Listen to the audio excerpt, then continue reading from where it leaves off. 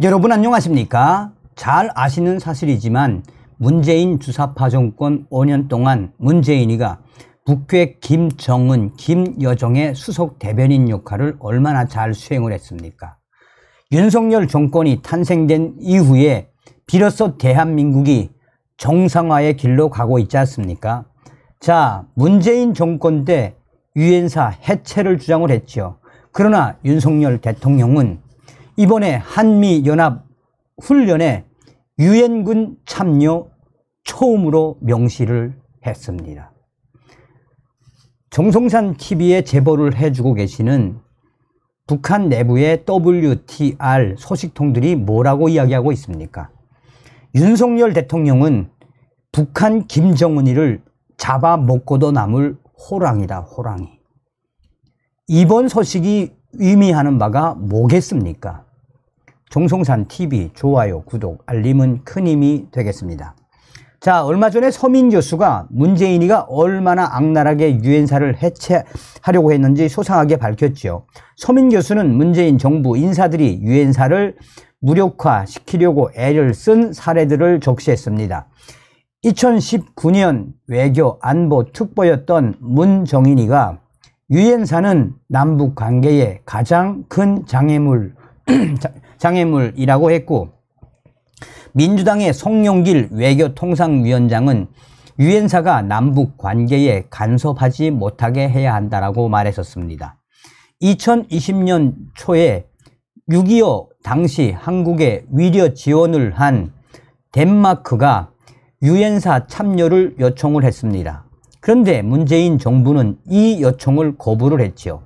당시에 덴마크는 그 방침이 맞는지 재확인해 달라라는 공문을 보냈지만 문재인 정부의 국방부와 외교부는 그게 사실임을 확인을 해 주지 않았습니까? 덴마크는 당시에 17차례나 이 유엔사 참여를 하게 해달라고 재검토 요청을 했지만 문재인 정권이 모두 거절했지요. 한국군도 유엔사 참모부에 들어와 달라라는 미국의 요청도 거부를 했던 문재인 주사파 정권. 경향신문 같은 좌파 언론들은 유엔사가 남북 관계에 빈번히 딴죽을 걸었다라고 했었으며 2018년 10월 김인철 유엔 북한 대표부 서기관은 한국에 있는 유엔사는 괴물 같은 조직입니다. 빠른 시일 내에 해체되어야 합니다. 라고 말했으며, 당시에 문재인 정권 당시에 유엔 주재 북한 대사 김성우는 유엔사 해체에 대한 이야기에 대해 강하게 유엔사를 해체해야 한다. 사실상 북한 김정은도 유엔사를 해체해야 한다. 문재인 정권의 전 인사들도 유엔사를 해체 및 어떻게 해야 한다? 해체만이 남북관계에 도움이 된다라는 문재인의 한마디로 정신 나간 시절이 있었죠. 자, 윤석열 대통령은 15일 광복절 경축사에서 유엔군 사령부의 중요성을 다시 한번 강조했습니다. 윤석열 대통령은 이날 유엔사를 북한의 남침을 차단하는 최대의 억제 요인이라고 규정을 했습니다. 일본이 유엔사에 제공하는 7곳 후방 기지의 역할을 소개하는 대목에서 윤석열 대통령은 북한이 남침을 하는 경우 유엔사에 자동적이고 즉각적인 개입과 응징이 뒤따르게 돼 있다라며 유엔사는 하나의 깃발 아래 대한민국의 자유를 굳건히 지키는데 핵심적인 역할을 해온 국제연대의 모범이라고 설명했습니다. 윤석열 대통령은 앞서 10일에도 유엔사 주요 지기자들과의 간담회에서 북한은 지금 유엔사를 한반도 적화 통일의 최대의 걸림돌로 여기고 있다라며 강력한 한미 동맹을 핵심 축으로 유엔사 회원국들과의 연대를 통해 진정한 평화를 보장하고 자유, 민주, 연대의 가치를 확실히 수호해 나갈 것이라고 밝혔었습니다.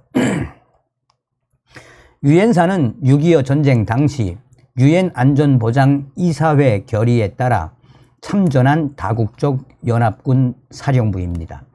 현재는 미국, 영국, 태국, 캐나다, 호주 등 17개국이 참여하고 있습니다. 이들 국가는 정전협정 관리는 물론 유사시 유엔군에 전력을 제공하게 됩니다. 요코스카, 요코다, 사세보, 캠프 자마 등 일본 본토의 4개 기지와 가데나, 후덴마, 화이트 비치 등 일본 오키나와 섬의 3개 등 후방 기지가 한국의 유엔사를 뒤에서 지원하고 있습니다. 문재인 정부 때는 유엔사 족보가 없었다.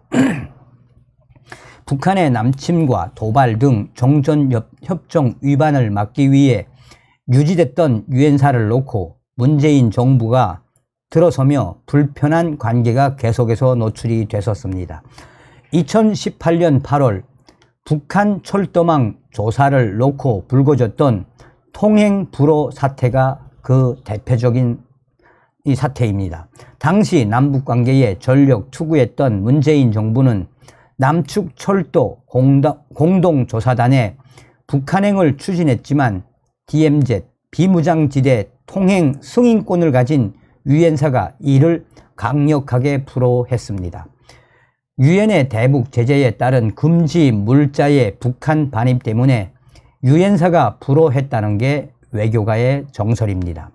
이후 당시 민주당에서는 남북 관계의 가장 큰 장애물이 유엔사, 유엔사가 월권 행사를 한다, 유엔사는 족보가 없다, 남북 관계에 간섭하지 못하도록 통제해야 한다는 등등 민주당과 문재인 정권이 유엔사에 대해 이런 비난들을 쏟아냈었습니다.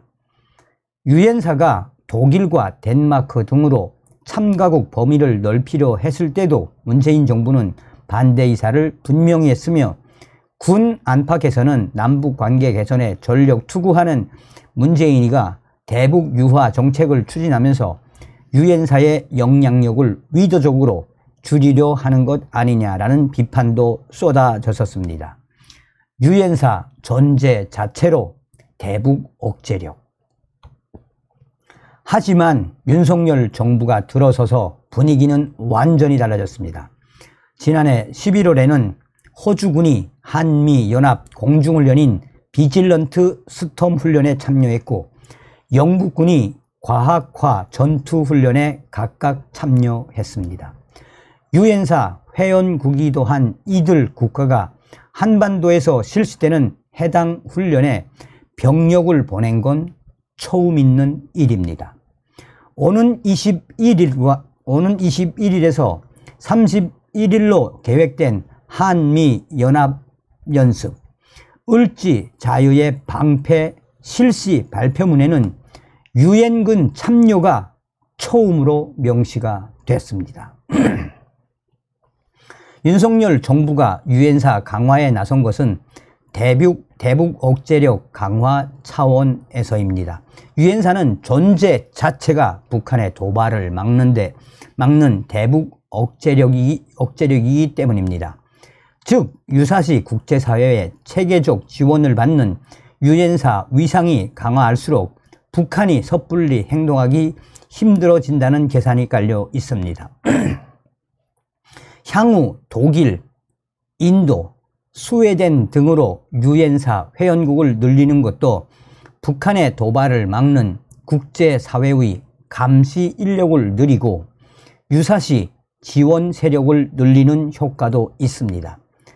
군 핵심 관계자는 유엔사라는 국제사회의 한반도 관리 시스템을 더욱 두텁게 하는 게 북한 도발을 억제해 평화를 유지하는 레버리지를 늘리는 것이라고 설명했습니다. 또 다른 군사 전문가들은 사실상 문재인 전 정권에서 왜 유엔사를 해체하려고 했겠나라며 윤석열 정부에 들어선 이후에 더 위상이 높아진 유엔사. 이번 한미연합훈련에 유엔군 참여가 처음으로 명시된 것은 상징하는 바, 의미하는 바가 매우 크다라고 강조하고 있습니다.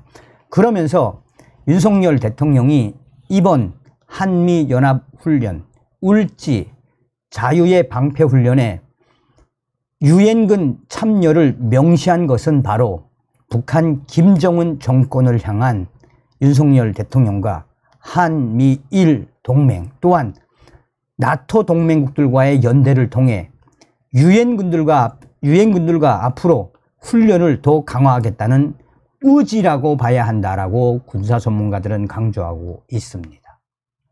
어떤 생각이 드십니까? 다음 시간에 뵙겠습니다. 멸공.